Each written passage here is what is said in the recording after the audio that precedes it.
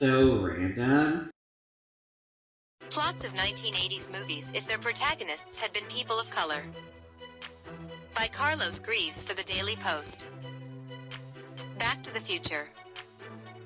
Not wanting to travel to the past, for obvious reasons, Marty and Doc Brown travel to the future, and, finding it significantly better than the present, decide to stay.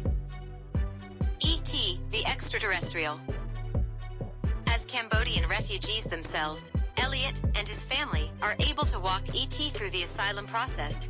After getting a green card, E.T. settles in California and opens a successful chain of laundromats called Foam Home.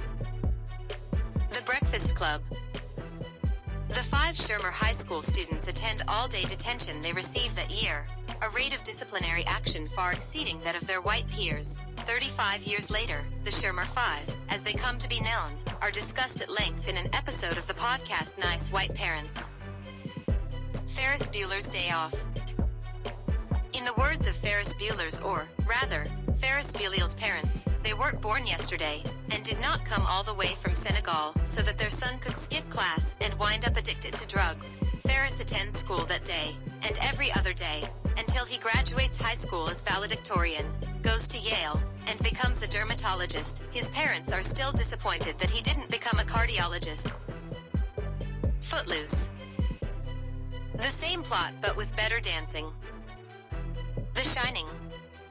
Jack Torrance tells Stewart, the hotel manager, that he must be out of his goddamn mind if he thinks that Jack is going to spend 6 months working in a haunted hotel. After turning down the job, he, Wendy, and Danny stay in Boulder and open their own little bed and breakfast, where the only red rum is the rum in their legendary rum raisin bread. Risky business. After a suspicious neighbor calls the police on Joel Goodson, and his sex party gets raided, he is tried as an adult on felony charges for destruction of property, solicitation, and 22 counts of corrupting a minor. He does not get into Princeton. Hoosier. See Coach Carter. 16 Candles.